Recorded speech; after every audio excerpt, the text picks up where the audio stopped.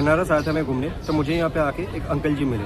वो कोचबिहार से है, बेसिकली बंगाल से। उनकी उम्र 70+ है और वो अकेला यहाँ पे घूमने आया है। तो मैंने उनसे बातों में पूछा कि अंकल जी, आपकी इतनी उम्र हो चुकी है, अब अकेला यहाँ पे घूमने आए हो, किसी को साथ में लेके आते तो भगवान ना करे कभी कुछ अगर दिक्कत परेशानी हो जाए तो कोई तो होता आपको देखने वाला।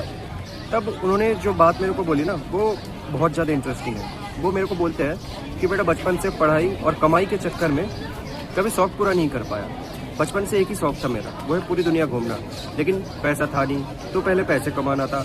अब पूरी ज़िंदगी मैंने पैसे कमाई ये सोच के कि जब फ्यूचर में पैसा सेविंग्स हो जाएगा, मेरे परिवार सेटल हो जाएंगे, मेरा बेटे का नौकरी लग जाएगा कहीं पे, उसके बाद मैं घूमने निकल जाऊँगा। उसके बाद मैंने बहुत पैसा कमाया, बहुत सेव किया और आज के टाइम पे अच्छा खासा सेविंग्स हो चुका है मेरा बेटा कॉग्निजेंट में इंजीनियर है। कॉग्निजेंट कलकत्ता ब्रांच में है उनका बेटा। बोलते कॉग्निजेंट में इंजीनियर है।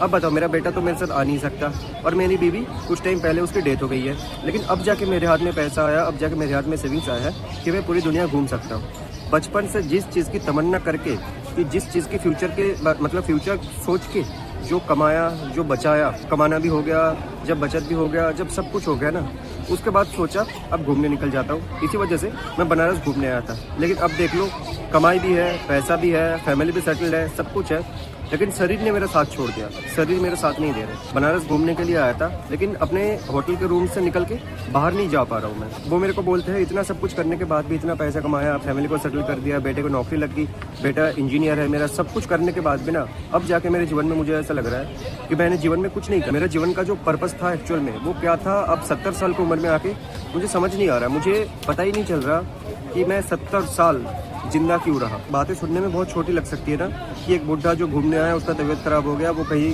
घूम नहीं पा रहा, लेकिन पैसा बहुत है। लेकिन अगर असल में इनकी बातों पे गौर की जाए ना, कि बहुत सही बात है इनकी, कि हम जिस फ्यूचर के बारे में सोच के हमारी प्रेजेंट खराब करते हैं, हम प्रेजेंट जी नहीं पाते सही से, अगर वो फ्यूचर कभी आए ही ना तो क्या होगा।